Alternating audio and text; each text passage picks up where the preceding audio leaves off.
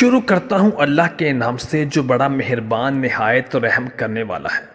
دوستو، کہا جاتا ہے کہ شیطان ملعون نے آدم و حوا علیہ السلام کو شجر ممنوعہ کا پھل کھانے کی طرف مائل کرنا چاہا تو اس نے اماں حوا علیہ السلام کو ایک آسان ہدف سمجھ کر ان کو بہکانا شروع کیا اور اس میں کامیاب بھی رہا، جس کی سزا اماں حوا علیہ السلام کو اللہ کی طرف سے حیض کی صورت میں دی گئی۔ بہت سے مورخین اس بات کی تصدیق نہیں کرتے۔ عورتوں میں حیض کی ابتدا ایک سزا کے طور پہ ہوئی یا ایک قدرتی امر تھا۔ اکثر کہا جاتا ہے کہ عورتوں میں حیض کی ابتدا بنی اسرائیل سے ہوئی، جبکہ کچھ کہتے ہیں کہ سب سے پہلے حیض حضرت حوا علیہ السلام کو آیا، جو ان کے لیے اللہ تعالیٰ کی طرف سے سزا تھی۔ آج کل اس موضوع پر بہت سی ویڈیوز چل رہی ہیں کہ جن میں گمراہ کن باتوں کے ذریعے مسلمانوں کے ایمان کو خراب کرنے کی کوشش کی جا رہی ہے، اور بنا سوچے سمجھے ہم اس بات کو مان رہے ہیں کہ حیض ہم سب کی ماں حضرت اماں حوا علیہ السلام کے لیے ایک سزا تھی، جبکہ ایسا ہرگز نہ تھا۔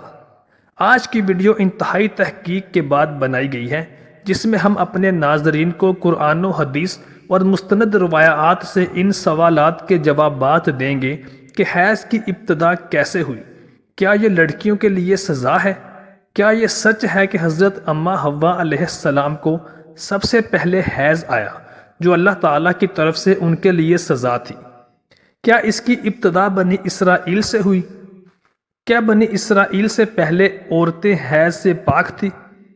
مسند عبد الرزاق اور مسند اسحاق میں حضرت عبداللہ بن مسعود رضی اللہ تعالیٰ عنہ اور حضرت اسما سے اس طرح روایات نقل کی گئی ہیں کہ بنی اسرائیل کی عورتوں کو یہ اجازت تھی کہ مردوں کے ساتھ مسجد میں جا کر نماز ادا کرتی تھی۔ مردوں اور عورتوں کے درمیان ایک پردہ لٹکایا جاتا تھا۔ پھر ایک دن ایک لڑکی مسجد میں نماز ادا کرنے کے لیے آئی۔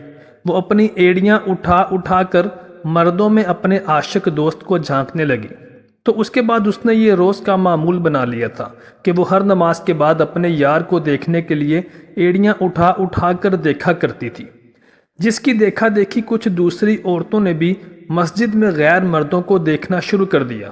چنانچہ ان کو مسجد میں جانے سے روکنے کے لیے اللہ تبارک و تعالی نے ان پر حیض کو مسلط کر دیا۔ کچھ لوگوں کا یہ کہنا ہے کہ حیض کی ابتدا اسی دن سے بنی اسرائیل سے ہوئی تھی، جو کہ غلط ہے، کیونکہ مفسرین اس روایت کی تفسیر میں بیان کرتے ہیں کہ حیض کی بیماری معمولی نہ تھی، بلکہ بنی اسرائیل کی عورتوں کو مسجد میں گناہ کرنے کی خدا نے ایسی سزا دی کہ 4 مہینے تک مسلسل عورتوں کو حیض رہا، جس وجہ سے عورتوں نے مسجد میں جانا ہی بند کر دیا تھا۔ پھر عورتوں نے اللہ تعالیٰ سے معافی مانگی تو اللہ تعالیٰ نے عورتوں کی توبہ کو قبول کر لیا اور یہ عذاب عورتوں پر سے ختم ہو گیا۔ پیارے دوستو، مستند اور صحیح احادیث میں بیان کیا گیا ہے کہ عورتوں میں حیض کی ابتدا روز ازل سے ہے۔ حیض کے حوالے سے 2 احادیث بیان کرتے ہیں، اور ان احادیث سے ثابت ہوتا ہے کہ حیض روز ازل سے ہے، نہ کہ بنی اسرائیل کی عورتوں سے اس کی ابتدا ہوئی۔ حضرت سیدہ عائشہ رضی اللہ تعالی عنہ حجۃ الوداع کے موقع پر نبی صلی اللہ علیہ وآلہ وسلم کے ساتھ حج کے ارادے سے نکلی۔ راستے میں انہیں حیض آ گیا۔ اس اندیشے سے رونے لگیں کہ اب وہ مناسک حج ادا کیسے کریں گی۔ آپ صلی اللہ علیہ وآلہ وسلم کو معلوم ہوا تو آپ صلی اللہ علیہ وسلم نے انہیں سمجھاتے ہوئے فرمایا کہ یہ ایک ایسی چیز ہے جسے اللہ تعالیٰ نے اولاد آدم میں عورتوں کے لیے لازم کر دیا ہے۔ اس حالت میں تم بھی وہی سب کچھ کرو گی جو ایک حاجی کرتا ہے، صرف پاک ہونے تک بیت اللہ کا طواف نہ کرنا۔ اور اسی طرح ایک حدیث حضرت ام سلمہ رضی اللہ تعالی عنہما سے بھی روایت ہے کہ حضرت ام سلمہ رضی اللہ تعالی عنہ بیان کرتی ہیں کہ ایک موقع پر میں جب نبی کریم صلی اللہ علیہ وآلہ وسلم کے پاس بیٹھی تھی کہ مجھے حیض آنے لگا۔ میں وہاں سے اٹھ گئی تو آپ صلی اللہ علیہ وسلم نے دریافت فرمایا تو میں نے بتایا کہ مجھے حیض آنے لگا ہے۔ آپ صلی اللہ علیہ وسلم نے ارشاد فرمایا، یہ ایک ایسی چیز ہے جسے اللہ تعالیٰ نے آدم کی بیٹیوں پر لازم کر دیا ہے۔ ابن خلدون، ابن کثیر اور امام بخاری نے حیض کے موضوع پر ایک باب قائم کیا ہے جس کا نام تینوں نے حیض کا آغاز کیسے ہوا رکھا۔ اس میں تینوں نے ہی حضور اکرم تاجدار کائنات نبی مصطفیٰ صلی اللہ علیہ وسلم کا فرمان نقل کیا۔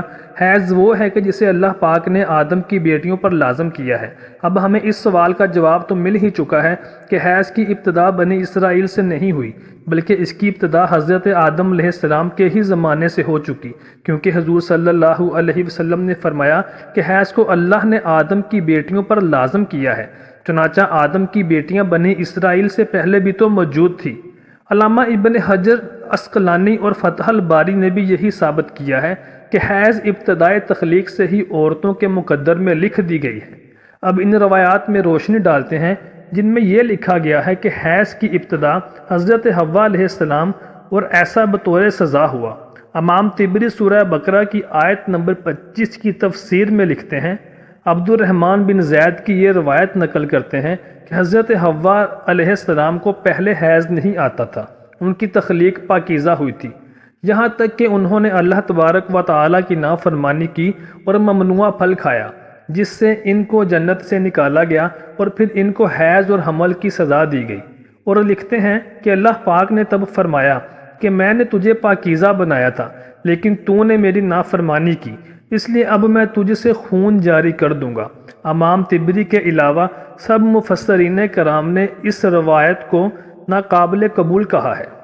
حیض اصل میں ایک طبیعیاتی مظہر ہے جس سے ہر مہینے عورت بلوغت سے سنیاس تک دوچار ہوتی ہے، اور یہ اس کی صحت کی علامت سمجھا جاتا ہے۔ اسی حیض کے خون سے ہی بچے کی پرورش کی جاتی ہے۔ یہ اللہ تعالیٰ کا نظام ہے۔ عورت کو اگر حیض نہ آئے تو اس کو بیماری کی علامت سمجھا جاتا ہے۔